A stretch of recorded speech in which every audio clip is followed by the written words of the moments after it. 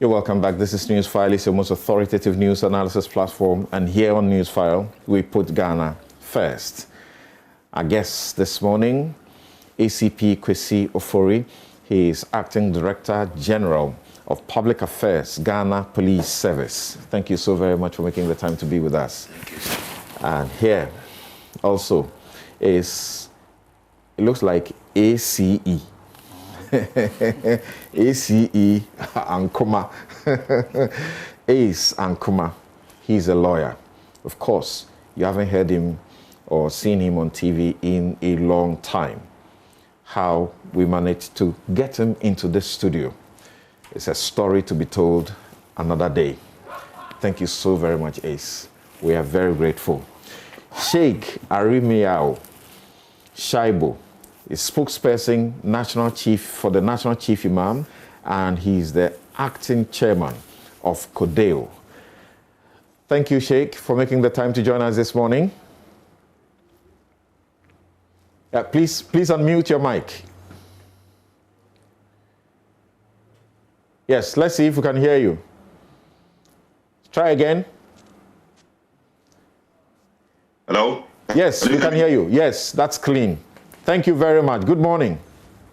Good morning. How are you? I'm good by grace. Thanks for asking. Yeah. Also joining Good us. to hear your voice. Also joining us is Reverend Professor J. Kwabena Asamoah Jedu, who is Minister, Methodist Church, Ghana, and President, Trinity Theological Seminary, Legon.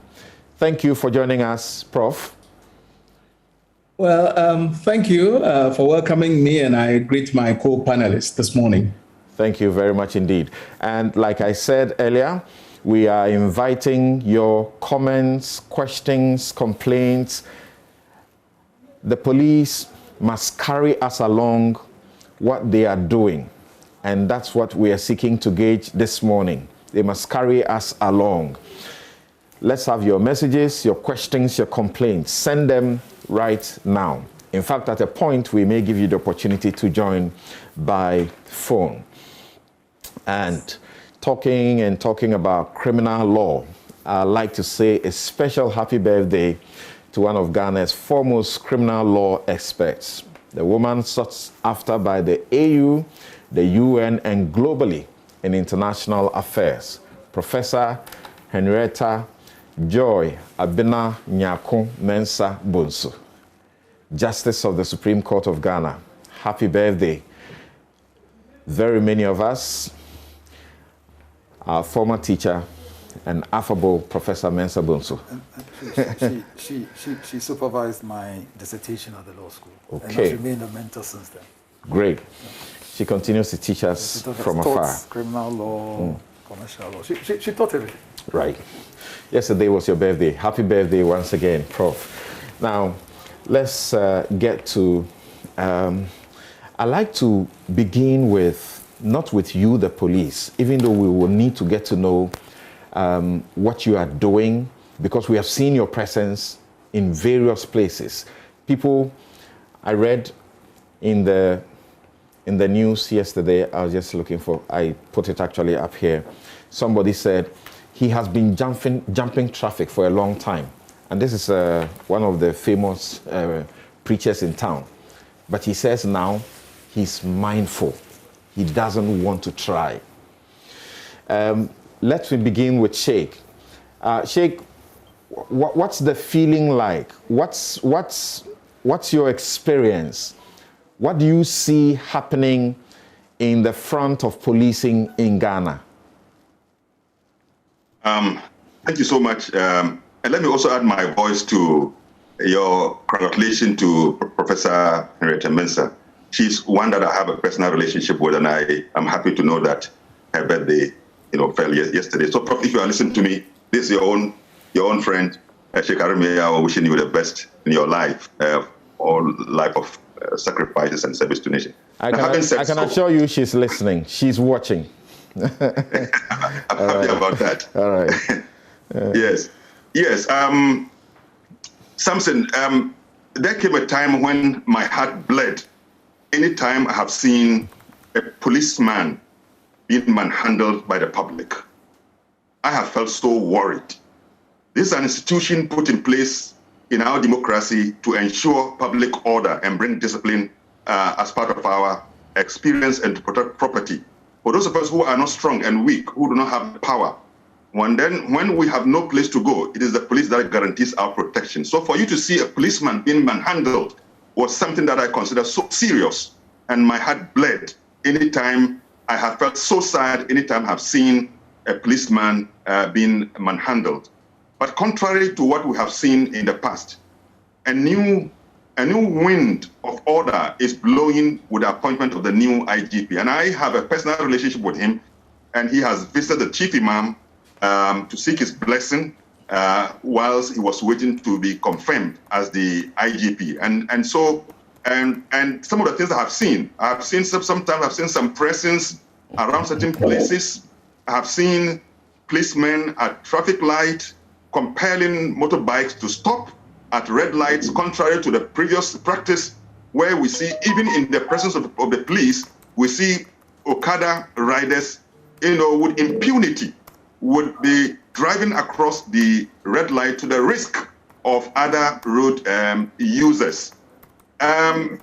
What even confirms, what gives even more happiness to me is the attempt to bring stakeholders together, i.e. the last meeting we had was with religious bodies, because religion plays a significant role in our social, economic, and political life. And our population in this country, I can confirm, more than 90% of the population of the country belong to one religion or the other. So if you put us together, religion can claim about 95% of the population. And so therefore, for us to ensure that there's order and discipline in our country, religion plays a significant role. So it does make sense and logical for the IGP to think strategically, to bring leaders of religious faith together, to seek dialogue with us, and to seek our cooperation so that together we are on one page when it comes to enforcement in order to sanitize our environment.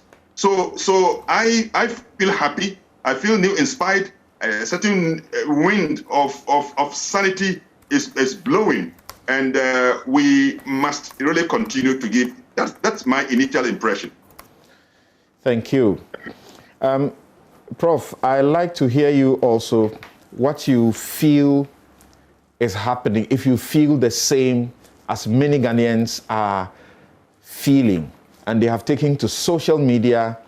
They associate the name Dampare with all the good things you can talk about as far as discipline is concerned. As we talk, there are people who many felt were untouchable. They have, many have said, been shown their level.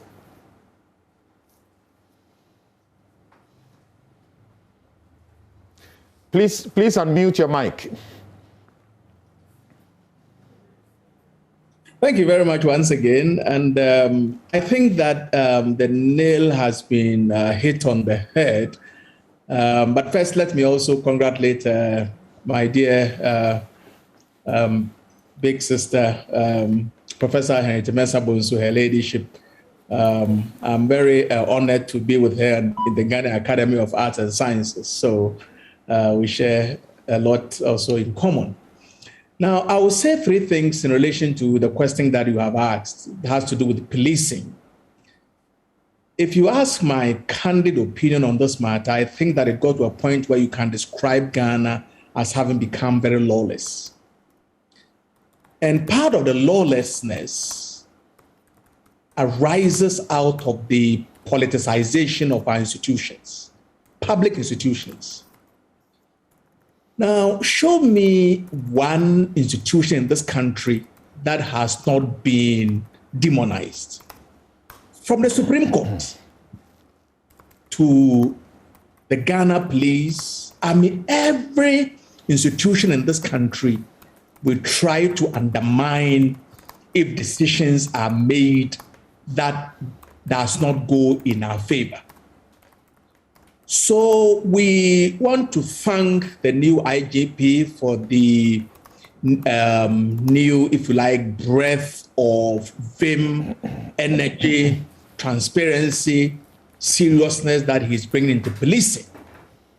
But at the same time, I think that in order to help him, we should also recognize those he's working with.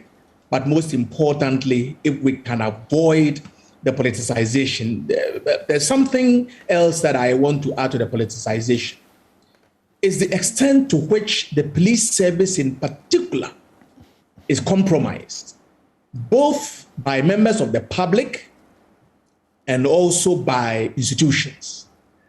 I have not seen anywhere in the world where public institutions donate computers, office equipment to the police service. Because if you allow the public to do that, it undermines and compromises the authority. So let's recognize their sacrifices. Let's thank God for the new IGP. But let's also put our house in order to avoid politicization and also undermining the authority that they have. Thank you very much, Reverend Professor J. Kwabena Asamoah Jedu. Now, Ace, some say the police is even beginning to act out of its authority and seeking to arrest MPs. Some are so excited that the police will feel bold enough to even dare to arrest an MP. Is something happening right for you?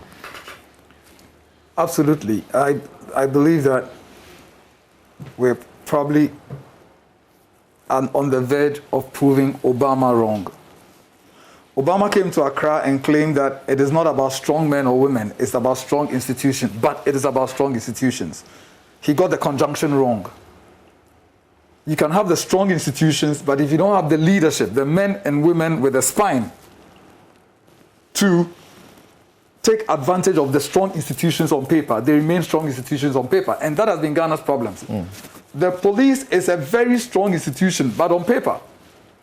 Every law that the police needs to make sure that this country is safe exists on paper. We are just unwilling, unprepared, or unable to put those laws into practice because the one who leads is not strong. And so Obama's mistake was the but. What we need are strong institutions run by strong men and women. And so when those two meet, then you begin to see results like this. So it's not necessarily about the man or woman in the leadership position. It is about the institution and the leader. The vision the leader brings to the institution. That is what shapes it and keeps it going. I like to give an example I always give. I'm driving in another country. I'm probably doing 35 to 40 miles in the 20-mile zone. I honestly did not see the sign. The police flashed me. I park up the road. They pick my Ghanaian driver's license and put their infrared thing on it, and immediately my name and everything appears in their system. I'm given a ticket, $75. There's no begging. There's no explanation. In fact, he explained to me why he had stopped me. He said that, well, this place has 20 on a Sunday because children are home and they tend to run across the street in chasing their balls and other things they are playing with, which run across the road. So we bring the speed limit down on Sundays. He said, I was watching you. I saw you were watching your GPS, so you didn't see it. But so I just sat and listened to him. He gave me the ticket. Then I pulled out and paid using my Ghana ATM card. Okay. Gave me right then I had the details. I paid and drove off to where I was going to.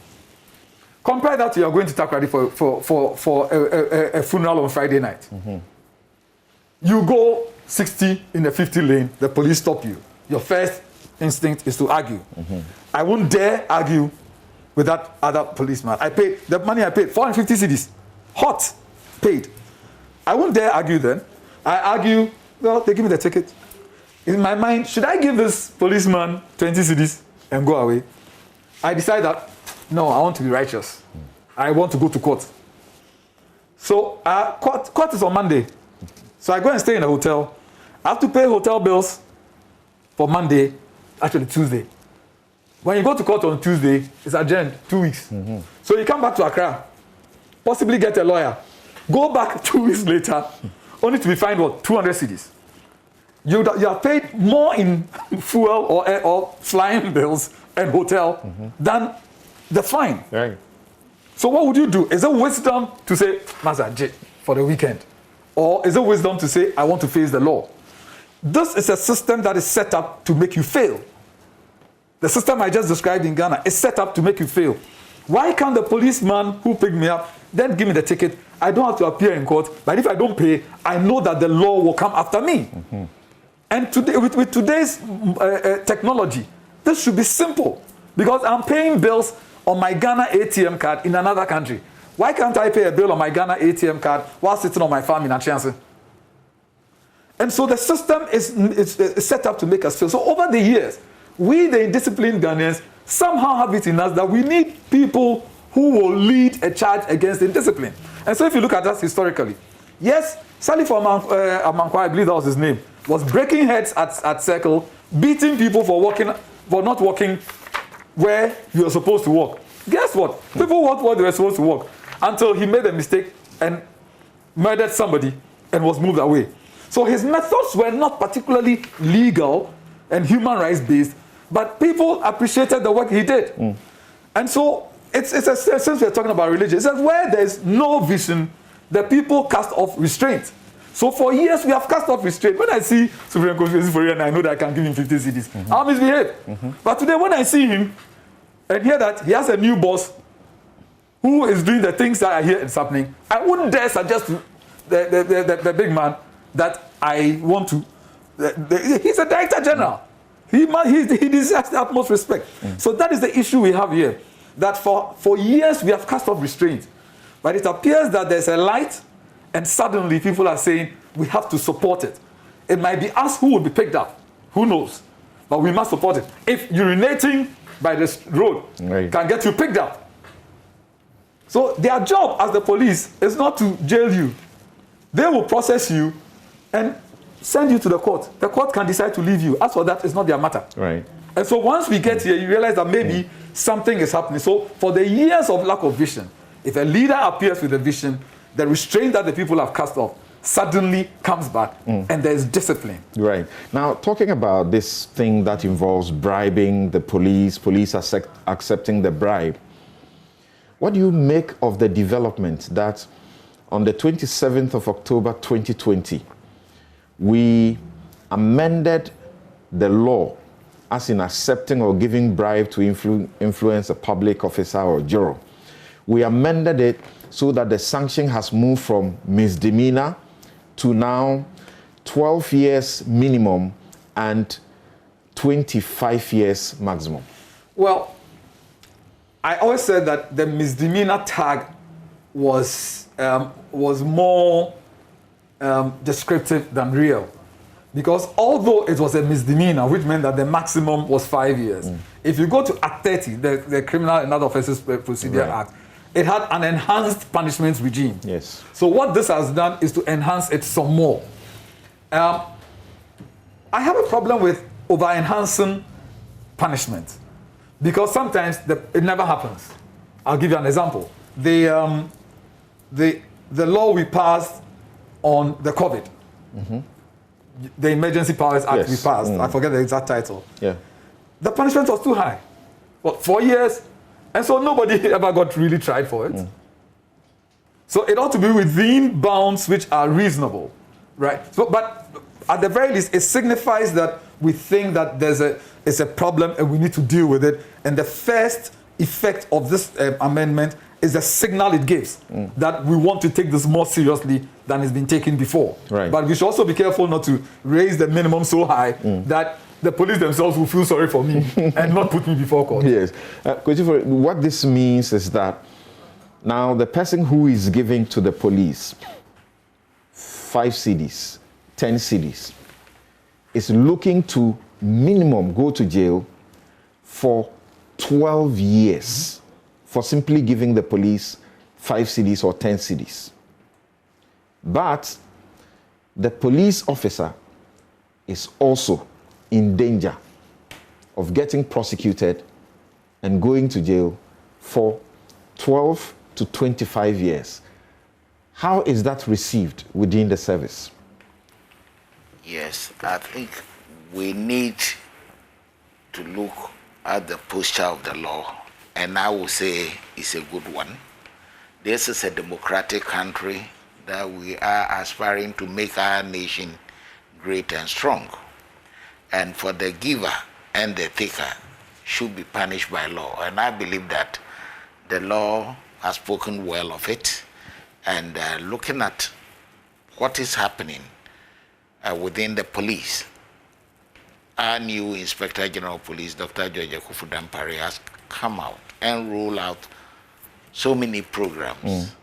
And during his visits and meeting police officers, the anti-corruption is on his decks. It's one of his vision to make sure that we detach ourselves from such unholy practice, such criminal acts, for us to resume and have our identity, in more clearer terms. For instance, we've seen that this is the first time in a generation that the police is trying to restore its image operationally, in terms of service provision, in terms of doing away with corruption.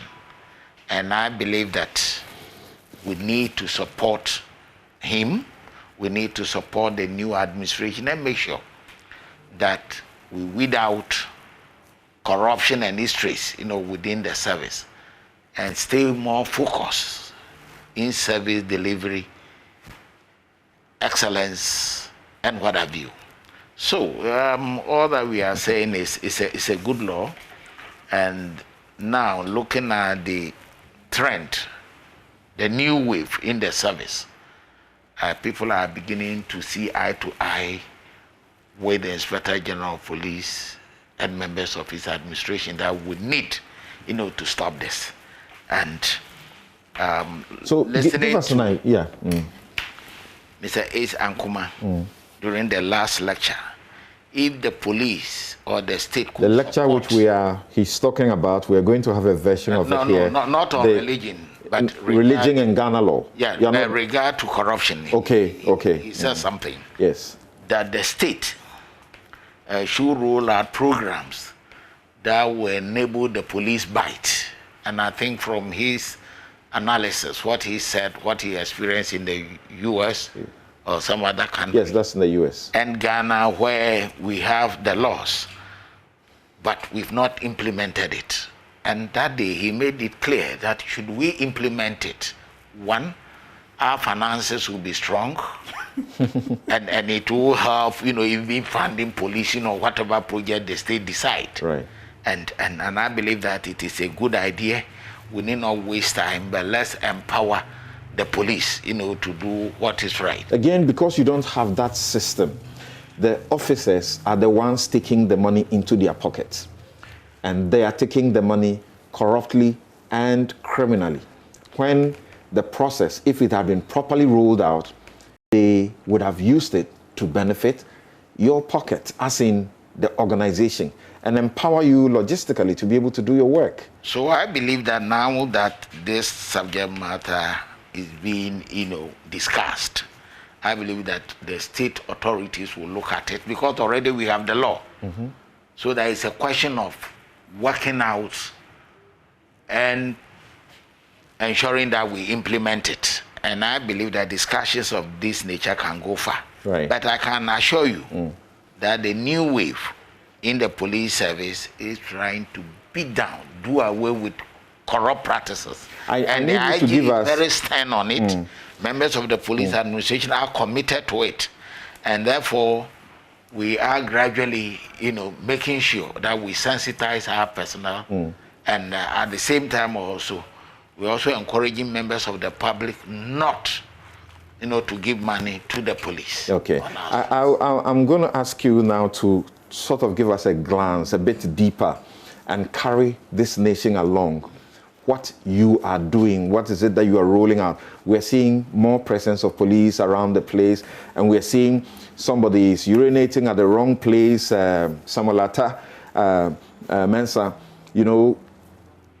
tells the person that what you are doing is wrong, and the person begins to insult him back. The next minute, that person is arrested. Somebody decides at Opebia that he's going to behave dangerously by displaying using his vehicle. He's caught. People put it on social media. The next minute, we are told police has the person in their grip and the person is facing the law. That is very refreshing. Like I'm hearing from many people saying it is refreshing to hear Ace on the show today. Now, Ace, I will come to him, and when he's done, I want to come back to you, to Prof, and to Sheikh. Someone sends a question, which is important, and I will drop the manner in which I had intended to ask that question, and rather use how the police, that person wants us to ask that question. He says, and this is Frank Anderson Jr., he's sending us a message from the UK. He says that we saw Daniel Yao Domelovo take a similar posture. He was biting and he was enforcing law. He says, we saw the same zeal with Domelovo until he touched the proverbial, quote unquote, sacred one, and the carpet got pulled under his feet.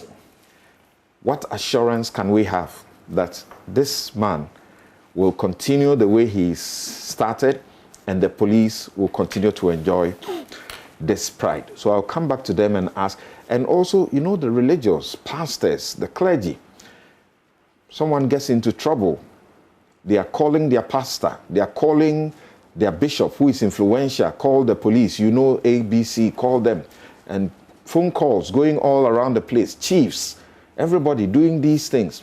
We know that even we have laws that says chiefs who are giving lands, to multiple people who are doing multiple sales of lands are supposed to be arrested and prosecuted. Nothing is happening to them. They touch an MP, or they attempt to touch an MP, and here we have a parliament that is breathing down on the police. And the information we have is that after they attempted that arrest and stopped and made an invitation to the MP to come to them, the MP refuses. They wrote the same day to the Speaker of Parliament, asking the Speaker to release the MP for them. The Speaker has written back to the police, calling their bluff. No MP will be brought to you to deal with. Yes, so first of all, take us through. What exactly are you doing? What's the picture like? What do you require from us?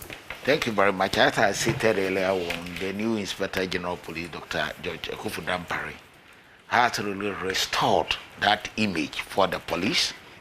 Now, things that have been out for some time have been replaced in terms of police dignity and focused direction. And the police professional judgment is on top of affairs. And one thing is, we are not at loggerheads with members of parliament, but this is a situation where there was a demonstration, police dialogue with him, and the demonstration went on, and there was some infraction. And per the public order law, it calls for some sanctions. And the Honorable Member of Parliament is being asked to come to the police station to submit a statement where the highway was blocked, the bent ties, obstruction to public highway, impeding vehicular movement, among other things. These are not political issues. These are issues that is based on some infraction regarding the public order law. And therefore, we see no reason why one should block the MP coming in. After all, we have other options. The police can go to court, call for a criminal summons to be served on him, and when he fails to appear, and the court in its wisdom decide to issue a warrant of arrest, the police will execute it. We are in a democratic country. We are not saying we're lording over institutions, but all that I can say is that the police administration has rolled out a lot of programs. One, let's look at operationally. We've noticed, and it was something. If you don't mind, hold on for me. I need us to exhaust this small issue quickly. It's small but big, because I've heard people say it has the potential to roll back the confidence that is getting back into the police service. Did you hear that? What do you say to that? Well, thanks, Samson. Well, I think, and let me add that actually the IGP's first unconstitutional act was to threaten to arrest me if I didn't show up here today. So Okay. yes, you understand, I'm here under compulsion. Okay. He said, Metro. At the Wako studio. So I came to the Oh, Mechiwako studio. That's studio. fine. So he'll arrest me and come and release me here. Okay. But actually, he threatened to do it with a helicopter. So I beg our Tom. Look, this is a direct situation, in my view, for the police to say, very well, you don't actually need to come to us. If we have sufficient cause to believe that you have committed an offense, we issue a criminal summons and leave you in the hands of the court. End of story. When they issue a criminal summons, will that not make it even more difficult? Because the MPs, they hide under Article 118, I was coming there. and they are always attending to Parliament or returning from Parliament, attending to the business of Parliament or returning to the business of Parliament, even in their bedrooms. I'm coming. So Article 117 says that civil or criminal process coming out of any court or placed out of Parliament shall not be served on or executed in relation to the Speaker or a member or the clerk to Parliament while he's on his way to, attending at, returning from any proceedings of Parliament. And so if we were to go down the hard line, if they picked you up at 12 midnight at your house, that's it. But do you really want to go through that? That's what I'm saying, that we can go through a process. I believe that maybe Articles 117 and 118 are being overextended by Parliament to protect itself. How do we resolve this? I think you should issue the criminal summons and then go to the Supreme Court for an interpretation of 117 and 118. If you believe that Parliament is overextending its meaning to protect its members, let's just go to the Supreme Court. In 3 months, we'll have a decision. And then the story has ended. That's why I'm saying that the institutions exist. But why do we need to seek interpretation of something that is not ambiguous? No, but the Constitution, the Supreme Court says that if a member of Parliament is driving right now and commits a traffic offense, okay, jumps the traffic light, the policeman should simply watch him. No. Go to Parliament and get the Speaker to issue a warrant allowing the police to pick the person. No, you're right, and maybe not so right. That is not what it means. But that is what has been interpreted to mean. To the extent that now the police are even complying with what you believe is a wrongful interpretation. Now, you don't only go to a Supreme Court for interpretation if the provision is ambiguous. It's also if two institutions have put contrasting meanings on the same provision. So here we have the police who believe that, well, this is being overextended. We ought to be able to ask him to invite the MP, him or her, to come in for questioning. And the Speaker says, no, I won't release him. So here the Speaker has assumed the power to be the one to determine when to release, when he says that it is his certificate that the person is attending proceedings that is conclusive evidence. His certificate. He can't say, I won't release him. Okay. It is your certificate. Now, if the Speaker issues a certificate that the person is attending Parliament, when the person is indeed not attending Parliament, then that's a breach of the Constitution. It could be a high crime. You see, Samson, the laws exist. So my suggestion will be, police, go to court. Ask for a constitutional interpretation of Articles 117 and 118. Let the Supreme Court tell us the circumstances under which this applies and the circumstances under which it does not apply. They've been invited. They are most likely going to be embarrassed, or they may seek to punish them in Parliament. How do they sit and wait for all of that? They cannot. Look, the power of Parliament to punish for contempt is not the same as the power of a court to punish for contempt. No, you see, if you allow everybody will seek to extend his bounds if you allow it.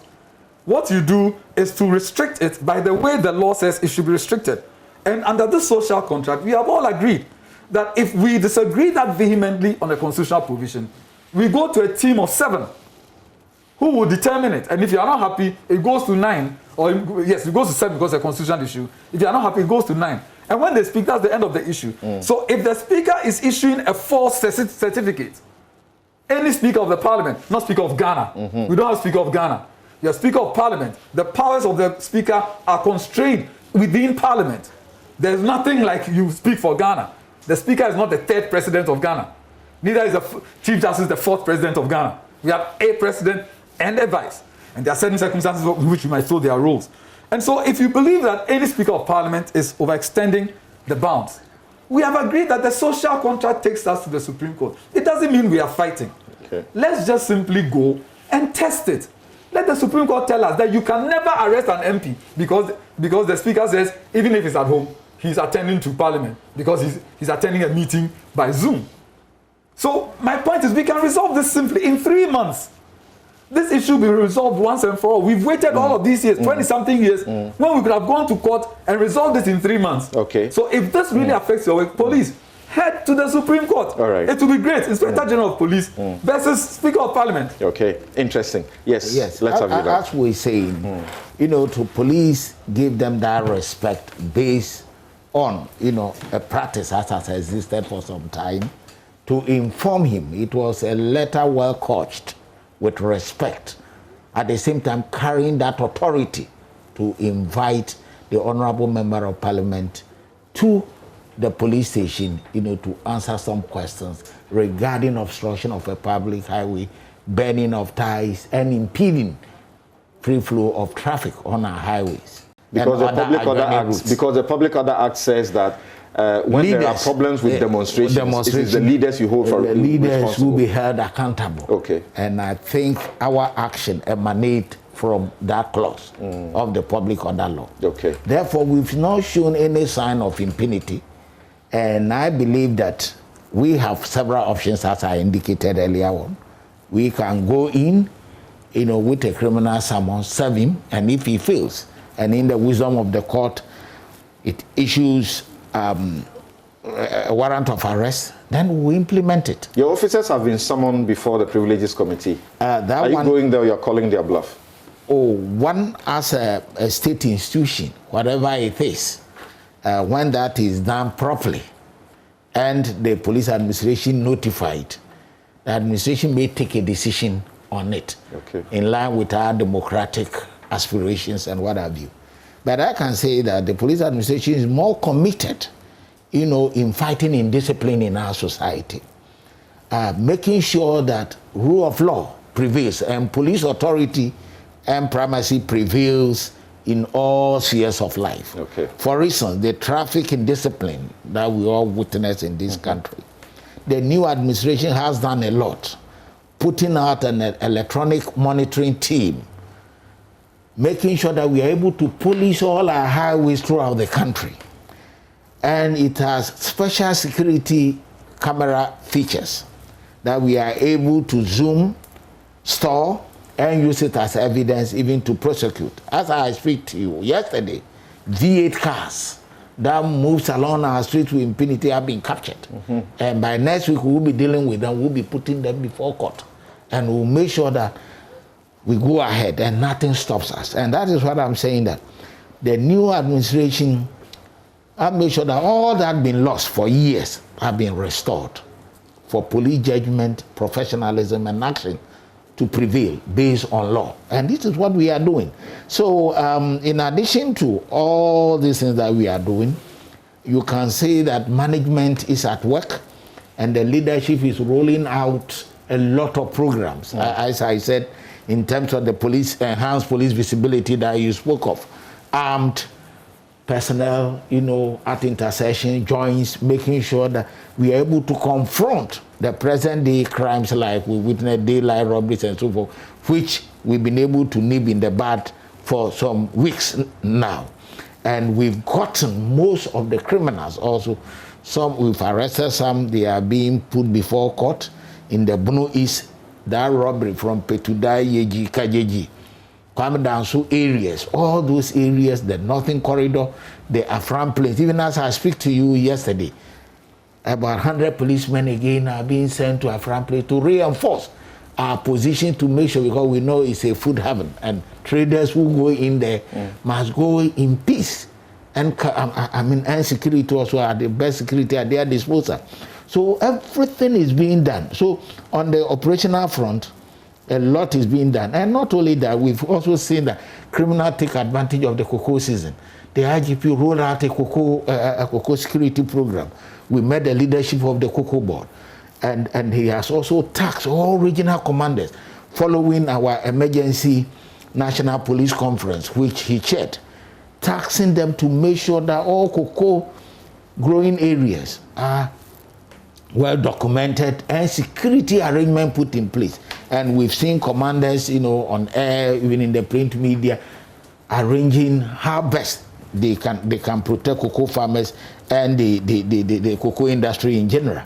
Aside that, also we're looking at the bullion van security operations that are all going, making sure that armed robbers do not, rob monies from the bank and so forth. And stringent security measures have been put in place. We met the governor of Bank of Ghana and all heads of the banking, all banks in the country, and stringent security arrangements have been put in place. And it will continue to talk to them, dialogue with them, and see how best we can protect Ghana's money and monies of individuals and so forth. So we've seen sudden reduction in commission of crime in the areas of robbery, among others. And then another area that he's also looking at is putting in the K9, the dog squad, the horses in the communities, schools, areas, assisting in maintaining law and order. And all this is aimed at deterring crime. So our crime fighting spirit has grown. We've diversified it in terms of armed patrol group, vehicular patrol, static, joints and so forth, and then supported by the K9, the aggressive and notorious criminals. We are using those to deter them and get them.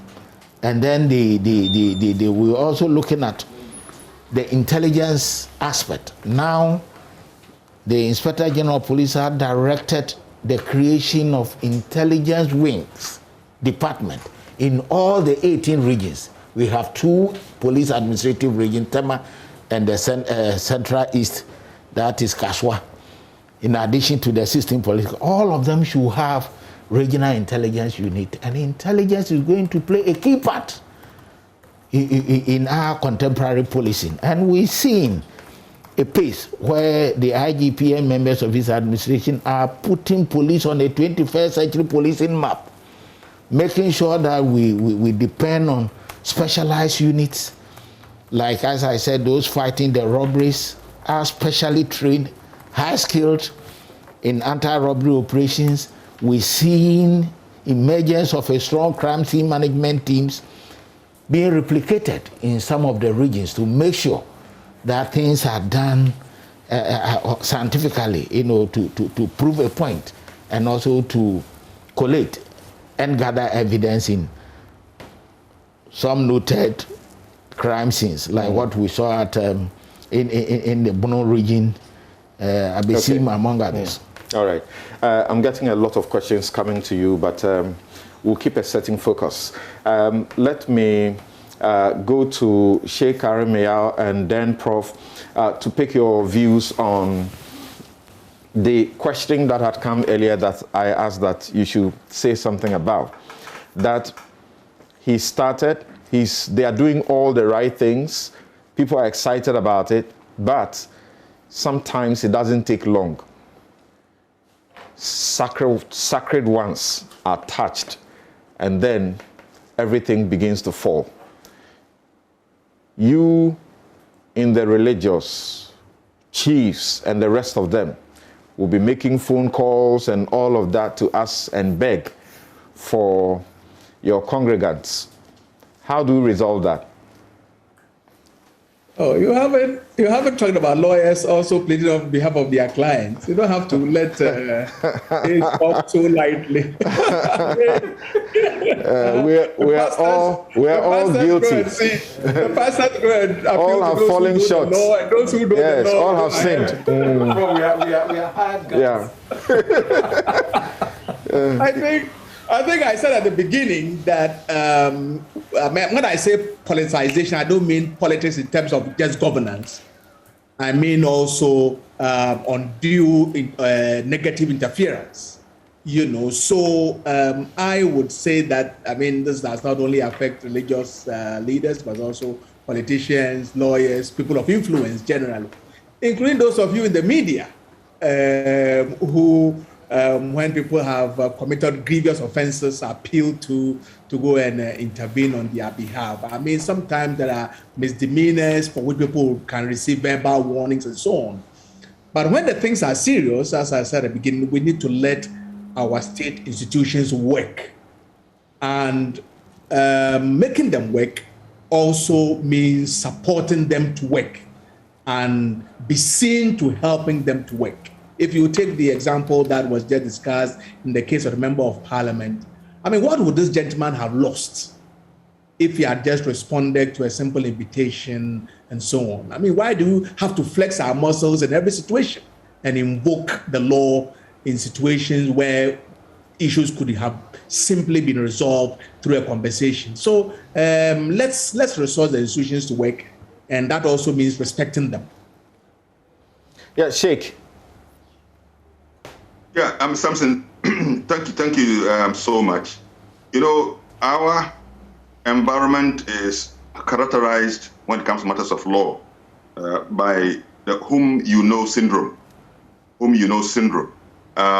And that is reinforced by the regard and the respect we give to certain people we call the significant or influential somebody. And that cuts across both within the religious space and the political space, within the traditional space. A chief can call, an imam or a pastor can call. But in dealing with this matter, in order that we don't create a situation where the current trend, the trajectory we are traveling, respect to the new wind of sanity we are seeing, that will not drop. In other words, how to sustain it. I think what I will encourage is the IGP should and must maintain his principled posture. Indeed, he has indicated at the last meeting with us that ever since he assumed office, there has not been any attempt to interfere in his work. I hope that it continues that way, so that as principled as he is, and if he can use his principled nature to influence those who are subordinate to him, and in fact to the lowest ladder of the police, then we will see a sustained movement towards an enhanced sanity in the work that we are doing. And I think that we as religious people, religious leaders who have the voice, must be those who will be in the forefront of supporting and helping the IGP to ensure that we bring sanity, so that we don't unnecessarily accept the pressure to intervene when we know, especially in matters of criminality, when the thing is of criminal nature, or somebody deliberately violating the public order. For example, deliberately, our young people who ride the motorbikes across the red light, for example, once they have done so with impunity, we must let them feel the pinch and the power of the law. And I think when we are able to do so, we shall be helping. But let me also add, by way of caution, I use my personal story. There was a day I was just driving from Achimota, coming close to the Abelempe traffic light. Over there are two traffic lights directing at different directions. But at the same time, they were confronting me as I was descending. So when I saw the green, even though the green was pointing to a different direction, I thought it was for me. So I rode through. And so the policeman stopped me and made an attempt to arrest me. I explained to him that it was not a deliberate thing, but that I got confused by the two traffic lights. He insisted, but I agreed, and he took me to the police station. The senior officer asked me, and I explained to him. And I think there was an intervention, and I was allowed to go. But even that, we must accept with all humility to go to the court and to explain ourselves over there so that we see within the confines of law whether we are allowed. And I think doing so will help us to bring the sanity. I want to emphasize one thing. The police must live to their professional ethics. They must live up to their professional ethics so that we restore the image. The lost image of the police must be restored so that anywhere we can rely on them for them to give us the needed support. That is the submission I have. Thank you very much. And we will take a break quickly and return to ask the question more straightforward. What will be the role of each and every one of us? What can we do to sustain this zeal, and more particularly, religion? It's exciting that you hear, and it's positive everywhere. I was reading this story yesterday. It's by this prophet Nigel Gacy. He says that I was about to commit a crime, but feared I would be arrested. And he was talking about traffic offense. He just stopped. We start saying that the police or check one AJ, right? Now, yes, as I said, we had all cast off restraint, all of us, because we didn't have visionary leaders. And and you can imagine just taking one visionary leader, and suddenly there's a lot of self-discipline, self-check, which is how the society runs. And so maybe the more visionary leaders we have in our institutions, the more we will all be careful, right? And you see, we go through that traffic experience.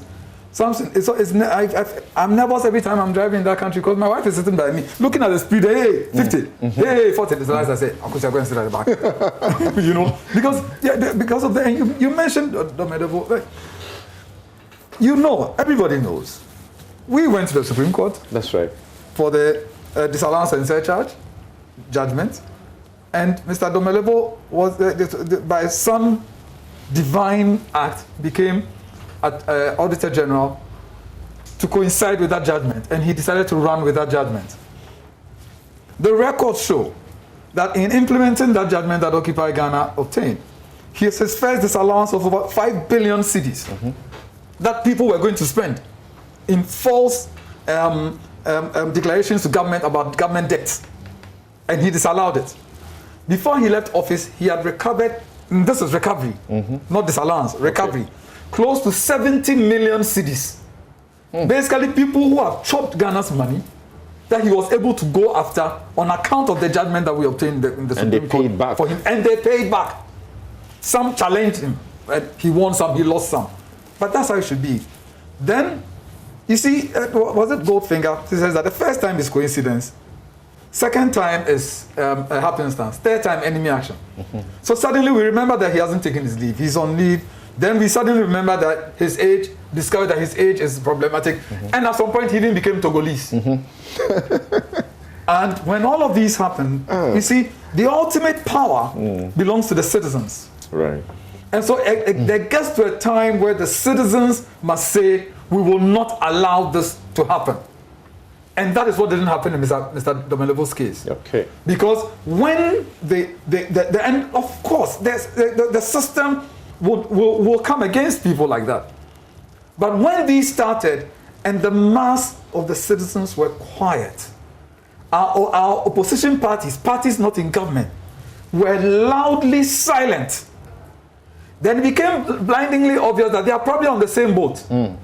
And so without that mass, that we won't allow this to happen. This happened in Czechoslovakia. There was one priest who they were going to arrest. It was Václav Mali. And the people of the village said, you have arrested all our priests for speaking against the government. As for this one, we won't agree. That is what led to the revolution that finally threw off the communist regime. But we all looked at Domelevo and sat back. A few people went to court. The cases that went to court are still pending. And he's out of office. Now, so we have shown to Mr. Domelevo that it doesn't help, and that Abanejuma won't function watching Nazi. And so people are also, worried for Dampare that a day will come when a government will decide that he is carrying the job too much, or some people with more power. Will we sit down and do a Domelevo out of Dampare? They all start with D anyway. Okay. That call is for you and me, the ordinary citizens, that we can say, you know what, we won't allow you to do this. Okay. Because the ultimate power is for the citizens. And if at some point we do not stand up and back leaders who are prepared to do the right thing, they will shrivel. And when they shrivel and wrinkle away, when another person starts, they will be reminded, Domelevo tried and was hit. Maybe Dampare tried and was hit. Who are you? Okay. There are sounds I'm hearing even on social media. People have sent messages, particularly the summons from Parliament to the police. Let's see how it pans out. People are angry at it. One comment that's says that only a faithless Ghana Parliament will say members that make laws think their members are above the law to impede the work of the police. And I've heard comments that say that if they dare embarrass the police, if the police decide to attend, there are some who say they should call their bluff. If they dare, they will storm that parliament. Your quick comment before we go to the break about what your expectations are of the public for you to be able to maintain this zeal that some are suspicious may be a 9-day wonder. It's not going to be a 9-day wonder. One thing is the IGP has a program. The police administration has a program. And the program is to make sure that we use our professional judgment well, do what is good for this country based on law. And that is what we are doing. So he's so focused, and it's going to be a plan and sustain effort. I mean, regarding all programs that we've rolled out, it's not going to be a 9-day wonder. And he is so determined, and even to give it a boost is the consultation that we see in dialoguing with religious leaders. And next week, we're dealing with civil society organizations. We're dealing with the media. You're having meetings? Yeah. Okay, just like you did with the religious groups? We're meeting civil society organizations. And there, what are the kind of police that they want? What are their expectations? And how do they want to see their police, work in their communities and country?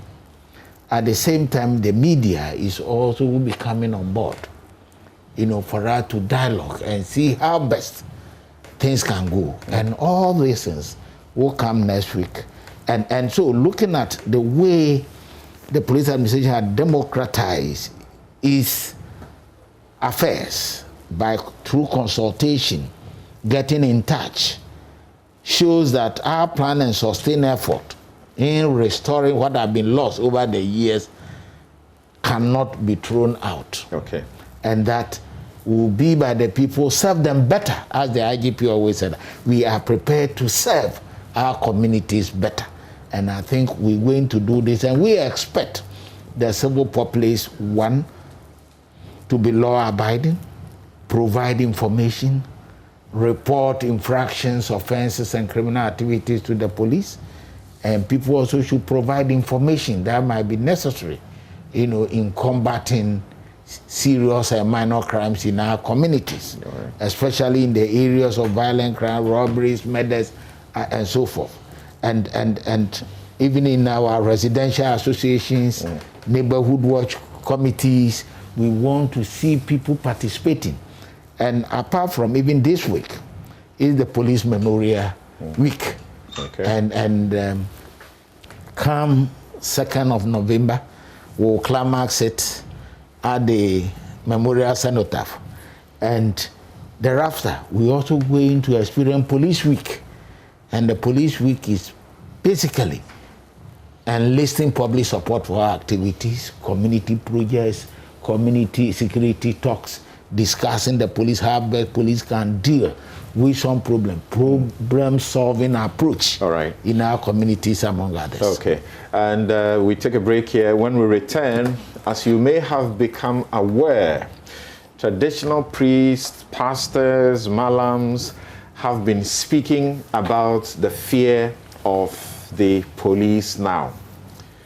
The IGP called them to a meeting in the week, and he warned them that there are potential criminal and civil implications or consequences for excessive noise making.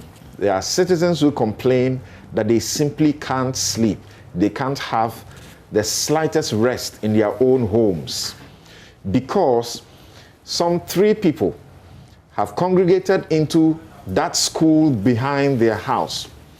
They are having church, and their speakers are not in the classroom where they are having the church. They have brought the speakers outside, and they are blaring. People who are declaring and camping old women, unfortunately, some of them labeled witches, and the mentally sick who have been chained and are flogged in the name of healing them. Errant preachers who are broadcasting harm and death, and always their targets are people who are known in the public. They are causing fear and panic and disturbing the public peace. Some of them have started reacting. How can they rather help enhance law enforcement? Ace Ankuma, who delivered a paper at that meeting, will do a nice rendition here, and I'm sure you'll enjoy it. Don't go anywhere. Let's have your comments, your complaints, and your questions.